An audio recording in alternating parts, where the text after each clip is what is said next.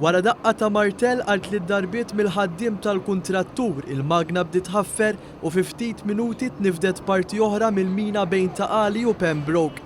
Dan ifisser li issa aktar minn 50% tal-proġett li jiswa madwar 30 miljun euro huwa lest.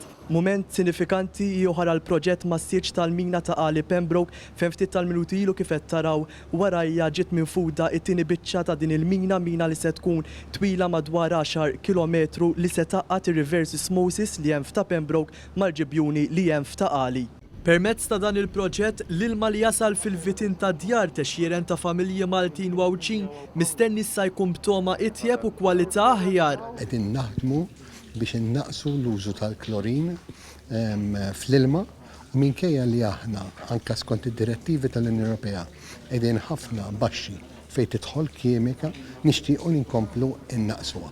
B'hekk titjib il-kwalità u anke it-toma tal-ilma ikun ferm itjeb milli forsi huwa llum f'ċertu postijiet taċ-ċentru ta' Malta. Il-proġett tal-mina mistenni jasal fi stadju avvanzat u lest biex jiffunzjona sa nofs is-sena d-dieħla bil-perit tal-proġett Mario Balzan jispjega l-madwar 3000 tunnellata ta' pajpijiet se jkunu qed jiġu installati fix-xogħlijiet ta' taħt l-art.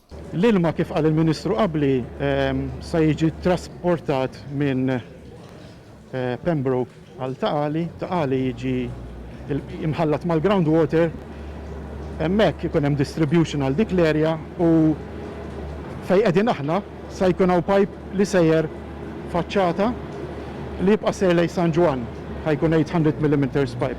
Waqt il-ftuħ ta' din il-parti tal-mina kien hemm preżenti wkoll il-kap eżekuttiv għall-Korporazzjoni tas-Servizzi tal-Ilma Ivan Falzon.